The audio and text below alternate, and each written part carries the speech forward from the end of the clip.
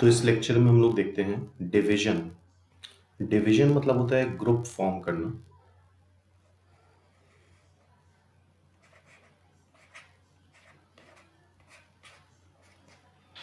Of different objects. Different मतलब distinct objects, different items. तो division of different objects into groups. Groups form करना है। पहले तो हम ग्रुप फॉर्म करते हैं, ग्रुप बनाते हैं, फिर उसके बाद नेक्स्ट स्टेप में उसको डिस्ट्रीब्यूट करते हैं। ये नेक्स्ट स्टेप होता है डिस्ट्रीब्यूशन। डिस्ट्रीब्यूशन मतलब उस ग्रुप को किसी को देते हैं, या लाइक सपोज कर लो एक टीम बना ली और उसका कैप्टन असाइन करा, that is called distribution. Okay, तो यहाँ पे एक बात समझने वाली है। पहली चीज तो अच्छा, ये आइडेंटिकल ऑब्जेक्ट्स के लिए नहीं है, ये सिर्फ जो डिस्कशन है वो डिफरेंट ऑब्जेक्ट्स के लिए है। For distribution, division of identical objects या distribution of identical objects we use multinomial theorem, जिसको नेक्स्ट लेक्चर में हम लोग देखेंगे मल्टीनोमियल थ्योरम डिटेल में। तो पहली चीज ग्रुप। ग्रुप की आइडेंटिटी सिर्फ उससे इससे होती है, उसमें नंबर ऑफ ऑब्जेक्ट्स है। इस बात को बहुत अच्छे से समझना है। परम्यूटेशन कॉम्बिनेशन और प्रोबेबिलिटी में, PNCN प्रोबेबिलिटी में, हम किसी भी पर्सन की या किसी भी ऑब्जेक्ट की वैल्यू, टैलेंट मेजर नहीं कर सकते। वैल्यू वाइज, टैलेंट वाइज सारी चीज़ें सेम होती हैं। फॉर एग्जांपल, अगर हम एक बैग लें, ये ग्रुप है जिसमें 1 रुपीज़ के कॉइन हैं,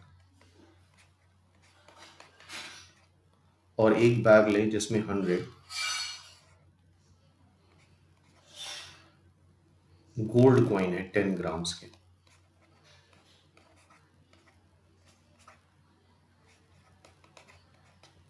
तो परम्यूटेशन कॉम्बिनेशन और प्रोबेबिलिटी के अकॉर्डिंग ये दोनों ही ग्रुप सेम है, बिकॉज इसमें भी 100 ऑब्जेक्ट है और इसमें भी 100 ऑब्जेक्ट है। तो ये बात समझनी है। थोड़ी अजीब सी बात है, देखने में तो बहुत डिफरेंस लग रहा है लेकिन ग्रुप की आइडेंटिटी सिर्फ किससे होती है कि इसमें 100 है, मतलब नंबर ऑफ ऑब्जेक्ट्स है, और इसमें भी 100 है। इनकी कॉस्ट क्या है? अब गोल्ड कॉइन की कॉस्ट तो बहुत ज़्यादा होगी, 1 रुपी कॉस्ट उसके कंपैरिजन में कुछ नहीं है। लेकिन परम्यूटेशन कॉम्बिनेशन और प्रोबेबिलिटी में ये दोनों ही ग्रुप सेम है। तो ग्रुप की आइडेंटिटी सिर्फ उसमें कितने नंबर ऑफ ऑब्जेक्ट्स हैं इससे होगी। तो ग्रुप किससे डिफाइन होता है? नंबर ऑफ ऑब्जेक्ट्स से, ना कि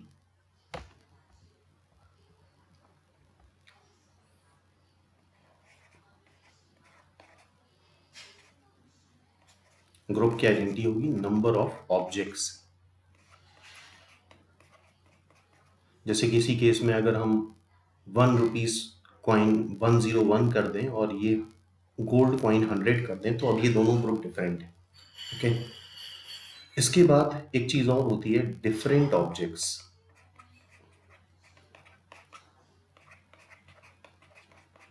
different objects is same as different person, different persons. अच्छा, जब पर्सन्स के बारे में बात होती है तो लगता है ज्यादा डिस्टिंक्ट है, ऑब्जेक्ट के बारे में बात होती है तो लगता है कम डिस्टिंक्ट है। तो ज्यादा डिस्टिंक्ट और कम डिस्टिंक्ट जैसा कुछ भी नहीं होता है। या तो वो डिफरेंट होगा या फिर वो आइडेंटिकल होगा।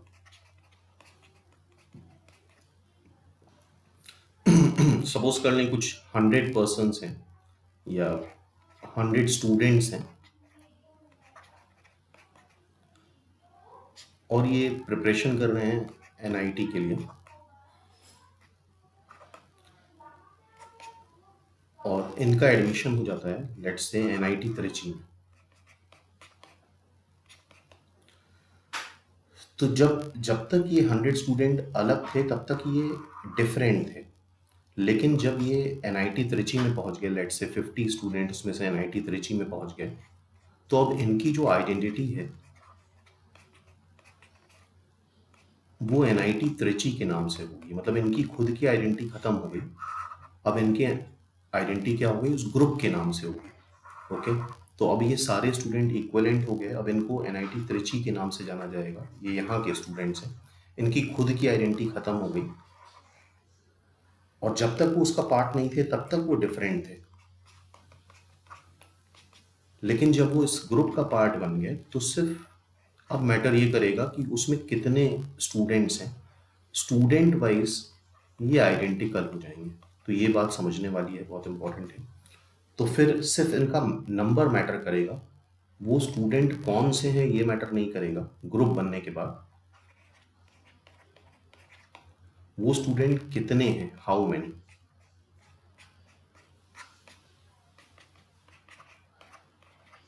सिर्फ ये मैटर करेगा। तो इस बात को हमें समझना होगा, ग्रुप का मतलब क्या होता है। तो जैसा कि हमने बताया कि परम्यूटेशन, कॉम्बिनेशन, प्रोबेबिलिटी वगैरह में हम किसी का टैलेंट मेजर नहीं कर सकते। टैलेंट वाइज सारी चीज़ें, टैलेंट वाइज, कॉस्ट वाइज सारी चीज़ें सेम होती हैं। डिफरेंट जितने भी ऑब्जेक्ट होंगे या पर्सन होंगे, तो इस बात को एक्सेप्ट करना पड़ेगा आपको। तो ग्रुप का मतलब समझ में आ गया होगा। और ये जो हम डिस्कशन कर रहे हैं वो डिस्कशन कर रहे हैं grouping of different objects. Suppose कर लेते हैं हमारे पास n डिफरेंट ऑब्जेक्ट्स हैं,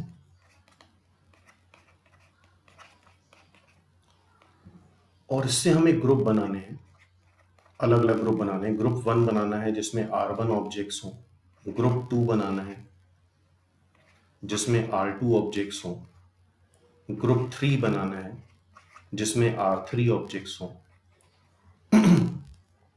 इस तरह से हम ग्रुप बनाते जाएंगे। तो ये ग्रुप बनाने का तरीका क्या होता है? ग्रुप मतलब सिलेक्शन। ग्रुप मीन्स क्या होता है? सिलेक्शन। कोई भी टीम या कोई भी बैग देखें तो उसमें चीज़ें होना इंपॉर्टेंट है, किस ऑर्डर में है वो इंपॉर्टेंट नहीं। तो ग्रुप में सिर्फ इंपॉर्टेंट क्या होगा? सिलेक्शन। तो n डिफरेंट चीज़ों से हमने R1 चीज़ें सेलेक्ट कर ली, पहला ग्रुप बन गया। फिर बची कितनी चीज़ें? n माइनस R1, उससे हमने R2 चीज़ें सेलेक्ट कर ली, दूसरा ग्रुप बन गया। फिर n minus R1 plus R2 चीज़ें बची, उससे R3 सेलेक्ट कर ली, तीसरा ग्रुप बन गया। n minus R1 plus R2 plus R3 चीज़ें सेलेक्ट कर ली, और चौथा ग्रुप बन गया, एंड सो ऑन, जब तक चीज़ें ख़त्म नहीं होती जाएंगी। और सारी कंज्यूम करनी है, कुछ भी अपने पास नहीं रखनी है। अगर मेंशन्ड कुछ भी नहीं है तो इट मीन्स सारे सबसे ही ग्रुप बनाना है, कुछ भी अपने पास नहीं रखना है। तो इसको जब हम सॉल्व करते हैं, this is coming to be like n factorial upon different groups में जितनी भी चीज़ें हैं, R1 factorial, R2 factorial, R3 factorial, R4 factorial, इस तरह से आता जाएगा ये। तो दिस इज डिवीजन। तो पहले ग्रुप बनाया जाता है, उसके बाद डिस्ट्रीब्यूट करा जाता है। अब देखते हैं, यहाँ पे लिखा है division of different objects into group of unequal size. Suppose कर लिया नंबर ऑफ वेज है ये, the number of ways in which m plus n plus p items divided into unequal group, जिसमें एक में m आइटम है, एक में n आइटम है, और एक में p आइटम है। ओके, तो आई थिंक बात समझ में आ गई होगी। पहला क्या करेंगे? टोटल आइटम्स थे m plus n plus p। पहले हमने m आइटम का ग्रुप बनाया। अब कितने आइटम्स बचे हमारे पास? n plus p। उससे हमें n आइटम का ग्रुप बनाया। अब कितने बचे? p, pcp is 1। तो देख रहे हो ऊपर क्या आ रहे हैं? Total number of items, total number of different objects जितने भी गिवन थे,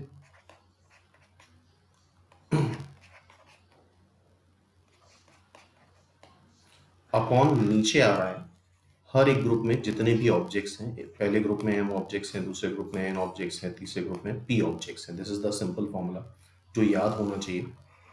तो ये ग्रुप बनाने के लिए फॉर्मूला हो गया जब सब में डिफरेंट ऑब्जेक्ट्स हैं। Okay,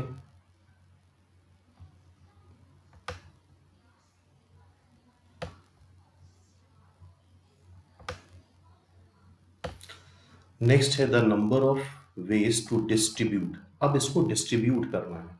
distribute items among 3 persons containing m n and p।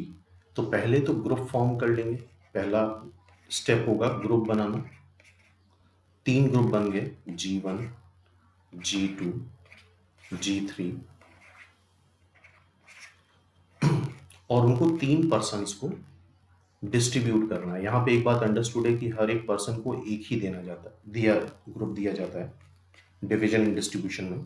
तो पहले ग्रुप के पास कितनी चॉइस हुई? 3 चॉइस हुई। दूसरे ग्रुप के पास 2 चॉइस, तीसरे ग्रुप के पास 1 चॉइस। तो दिस इज इनटू हो गए into, this is for distribution. Distribute कर दिया हमने 3 फैक्टोरियल से। 4 ग्रुप होते और 4 पर्सन से बांटना होता तो दैट इज 4 फैक्टोरियल। और यहाँ पे ये बात अंडरस्टूड होनी चाहिए कि एक पर्सन को एक ही ग्रुप देना है। जैसे मान लो हमने क्रिकेट टीम है, क्रिकेट टीम फॉर्म कर लिया और उसके बाद कैप्टन असाइन करना is also known as distribution. अब है division of different objects into equal size. ये चीजें इंपॉर्टेंट है। सपोज कर लेते हैं हमारे पास 6 ऑब्जेक्ट्स हैं, 6 पर्सन्स हैं। 6 पर्सन से हमें दो दो पर्सन्स के 3 ग्रुप्स बनाने हैं। तो according to previous formula 6 factorial लिख लेंगे हम, फिर लिख लेंगे 2 फैक्टोरियल, 2 फैक्टोरियल, 2 फैक्टोरियल। ठीक है, तो अकॉर्डिंग टू प्रीवियस फॉर्मूला ये हो गया। लेकिन ध्यान से, पहले भी हम ये डिस्कस कर चुके हैं, अगर ग्रुप में पहले ग्रुप में 2 ऑब्जेक्ट्स हैं, दूसरे ग्रुप में भी 2 ऑब्जेक्ट्स हैं, तीसरे ग्रुप में भी 2 ऑब्जेक्ट्स हैं, तो ये सारे ग्रुप आइडेंटिकल है। उसमें कौन है ये मैटर नहीं करता ग्रुप बनने के बाद, सिर्फ मैटर क्या करता है कितने हैं, हाउ में। तो ये तीनों ग्रुप आइडेंटिकल होते हैं। इस वजह से यहाँ पे हम एक 3 फैक्टोरियल से डिवाइड कर देते हैं। जैसे फॉर एग्जांपल प्रैक्टिकली एक बात समझ सकते हो, जैसे कि मान लो 4 स्टूडेंट्स हैं, 4 फ्रेंड्स हैं, और प्रैक्टिकली इस बात में मैथ्स नहीं लगानी, सिर्फ सोचना है। एक एक फ्रेंड का एक एक ग्रुप बनाना है। इस बात को इमेजिन करो, एक एक फ्रेंड का एक एक ग्रुप बनाना है। अगर ऐसा तुमसे बोला जाए तो प्रैक्टिकली देखा जाए तो ग्रुप बने ही हुए हैं। एक कोई भी एक फ्रेंड है वो एक ग्रुप है, तो प्रैक्टिकली देखा जाए तो नंबर ऑफ वेज जो आएंगे वो एक आएगा। लेकिन अगर जैसे ये 3 फैक्टोरियल से हम डिवाइड नहीं करते और सिर्फ प्रीवियस फॉर्मूला लगाते तो क्या होता? 4 फैक्टोरियल। हर एक ग्रुप में एक ऑब्जेक्ट है तो 1 factorial, 1 factorial, 1 factorial, 1 factorial. This is coming to be 24। 24 ways नहीं हो सकते। इस बात को प्रैक्टिकली सोचो, तुमसे बोला जाए कि तुम्हारे 4 दोस्त हैं और एक एक के 4 ग्रुप बनाओ, तो ऑटोमेटिकली वो बने हुए, उसमें कुछ नहीं करना। हाँ, 2-2 के ग्रुप बनाने होते, तब हमें कॉम्बिनेशन देखना होता कि एक फ्रेंड के साथ दूसरा कौन सा फ्रेंड आएगा। एक एक का ग्रुप बनाना है तो उसका एक ही तरीका हुआ। तो ये आंसर गलत आ रहा है, 24 आंसर नहीं आ सकता। क्या आंसर होगा? 4 factorial, 1 factorial two the power 4। और चूंकि चारों ग्रुप एक जैसे हैं तो 4 फैक्टोरियल से डिवाइड कर देंगे, तो now it is coming to be 1। तो बात आई थिंक समझ में आई होगी। तो क्या बोला गया है? पी क्यू डिफरेंट ऑब्जेक्ट्स हैं, p q factorial total number of objects. हर एक ग्रुप में क्यू ऑब्जेक्ट्स होने चाहिए, q factorial. Total number of groups कितने बन रहे हैं? पी। तो सब हर एक ग्रुप में अगर क्यू ऑब्जेक्ट्स हैं, पहले ग्रुप में भी क्यू ऑब्जेक्ट्स हैं, दूसरे ग्रुप में भी क्यू ऑब्जेक्ट्स हैं, तीसरे ग्रुप में भी क्यू ऑब्जेक्ट्स हैं, चौथे ग्रुप में भी क्यू ऑब्जेक्ट्स हैं। हर एक ग्रुप में अगर क्यू ऑब्जेक्ट्स हैं तो सारे ग्रुप आइडेंटिकल हैं। सिर्फ ग्रुप बनने के बाद क्या मैटर करता है कि उसमें कितने हैं। चूंकि हर एक ग्रुप में क्यू ऑब्जेक्ट्स हैं तो सारे आइडेंटिकल हो गए, तो क्यू फैक्टोरियल से डिवाइड कर दिया, तो this is grouping, this is division. अब साथ में मान लो अगर हमें डिस्ट्रीब्यूट भी करना है इसको, for distribution Q Q groups को क्यू पर्सन्स में या क्यू जगह भेजना है, तो that into Q factorial simply.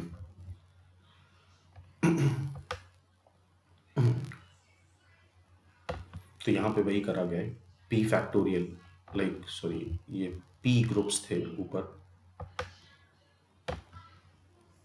P groups थे तो ये पी फैक्टोरियल आएगा। क्यू तो नंबर ऑफ ऑब्जेक्ट्स थे और पी ग्रुप्स को हमें पी लोगों में बांटना है, तो P factorial is the way. Okay, क्योंकि नंबर ऑफ ग्रुप्स कितने बन रहे हैं? P is the number of groups. तो नीचे डिस्ट्रीब्यूशन के लिए हमने पी फैक्टोरियल से मल्टीप्लाई कर दिया है सिंपली। अब देखो इसमें बेस कुछ एग्जाम्पल है। ये प्रोबेबिलिटी वगैरह में भी काम आता है। 52 कार्ड्स 4 प्लेयर्स में बांटने हैं। इस बात को भी प्रैक्टिकली इमेजिन करो, कभी अगर कार्ड्स खेले हों 4 प्लेयर में,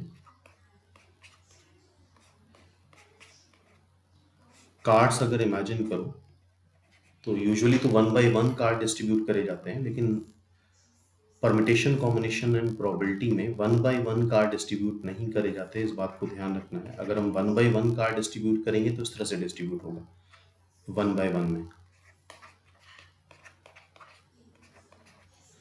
पहले पहले प्लेयर को 52 कार्ड मिल सकते हैं, दूसरे प्लेयर को 51 कार्ड मिल सकते हैं, तीसरे प्लेयर को 50 कार्ड मिल सकते हैं, और जब तक सारे कार्ड ना खत्म हो 3 to 1।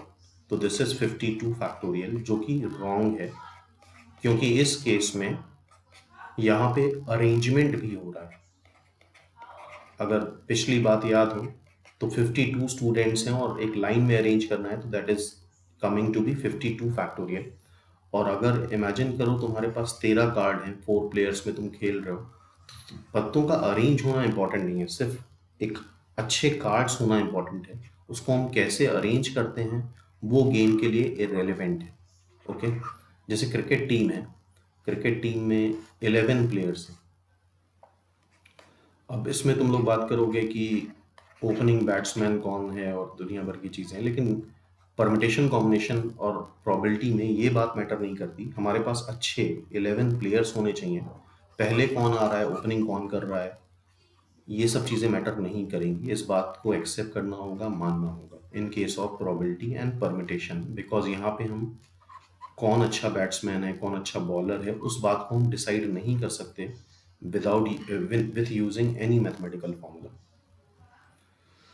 तो ये एक बहुत इंपॉर्टेंट फॉर्मूला है। 52 कार्ड्स को इक्वली 4 प्लेयर्स में बांटना है, 52 कार्ड्स को 4 प्लेयर्स में डिस्ट्रीब्यूट करना है। ओके, तो 52 कार्ड्स पहले तो हम ग्रुपिंग करते हैं। 52 कार्ड से 13 पत्ते, 13 कार्ड्स के 4 ग्रुप बना लेते हैं, और चूंकि सब में 13 कार्ड्स हैं तो 4 फैक्टोरियल से डिवाइड कर देंगे, बिकॉज सारे जो भी 13 के ग्रुप बन रहे हैं वो आइडेंटिकल हैं। वो आइडेंटिकल हैं, इस वजह से 4 फैक्टोरियल से डिवाइड कर दिया जाएगा। ओके, और इमेजिन करो अगर प्लेइंग कार्ड्स खेल रहे हो और 13 पत्ते ऐसे रखे हुए हैं एक के ऊपर एक, तो चूंकि उनका जो साइड होता है वो हमें दिखता नहीं है, तो जो भी 4 ग्रुप होंगे, इमेजिन करके देखो, चारों ग्रुप एक ही जैसे होंगे। हम एट रैंडम कोई भी उठा सकते हैं। बात समझ में आ रही होगी शायद, क्योंकि जो बैक साइड होता है तो वो सबका सेम ही होता है। तो चारों पार्ट हमें, चारों ग्रुप एक ही जैसे लगेंगे। कोई भी हम ले सकते हैं एट रैंडम 13 पत्तों के। और इसको अब हमने ग्रुप बना लिया। अब इसको डिस्ट्रीब्यूट करना है 4 प्लेयर्स में। 4 प्लेयर में डिस्ट्रीब्यूट करने के 4 फैक्टोरियल से मल्टीप्लाई कर दिया, तो 4 प्लेयर्स में डिस्ट्रीब्यूट हो गया। ओके, नेक्स्ट ये यहाँ पे दे रखा है फॉर्मूले वाइज, देख सकते हो। In how many ways we can divide equally in 4 groups. सिर्फ 52 कार्ड्स को 4 ग्रुप्स में बनाना है, तो आई थिंक समझ गए होगे। 52 फैक्टोरियल, 13 फैक्टोरियल की पावर 4, चारों ग्रुप एक जैसे हैं, तो ये सिर्फ ग्रुपिंग हो गई, ग्रुप बना दिया हमने, मींस डिवीजन हो गया, डिस्ट्रीब्यूशन नहीं करा है हमने यहाँ पे। ओके,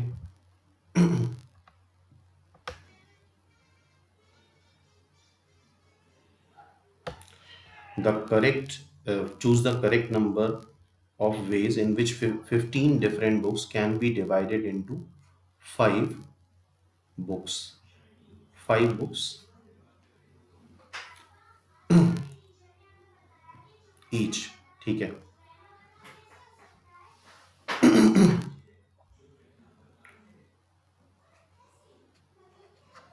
बेसिकली क्वेश्चन ये है कि 15 बुक्स हैं और 5 लोगों में बांटनी है 3 बुक, तो 3 फैक्टोरियल की पावर 5, 5 ग्रुप बन गए, और 5 फैक्टोरियल से हमने डिवाइड कर दिया। 5 फैक्टोरियल से क्या करा, डिवाइड कर दिया, क्योंकि हर एक ग्रुप में 3 ऑब्जेक्ट्स हैं। क्वेश्चन थोड़ा सा इनकम्प्लीट है, इस क्वेश्चन को ऐसे समझ लो कि 15 बुक्स हैं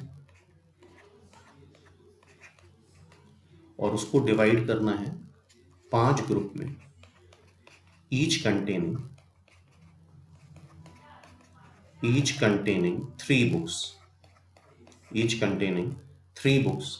तो 3 फैक्टोरियल की पावर 5, हर एक ग्रुप में 3 बुक्स हैं, और 5 फैक्टोरियल से इसलिए डिवाइड करा है बिकॉज हर एक ग्रुप में 5 बुक्स, सॉरी 3 फैक्टोरियल, 5 फैक्टोरियल से इसलिए डिवाइड करा है क्योंकि हर एक ग्रुप में 3 बुक्स हैं।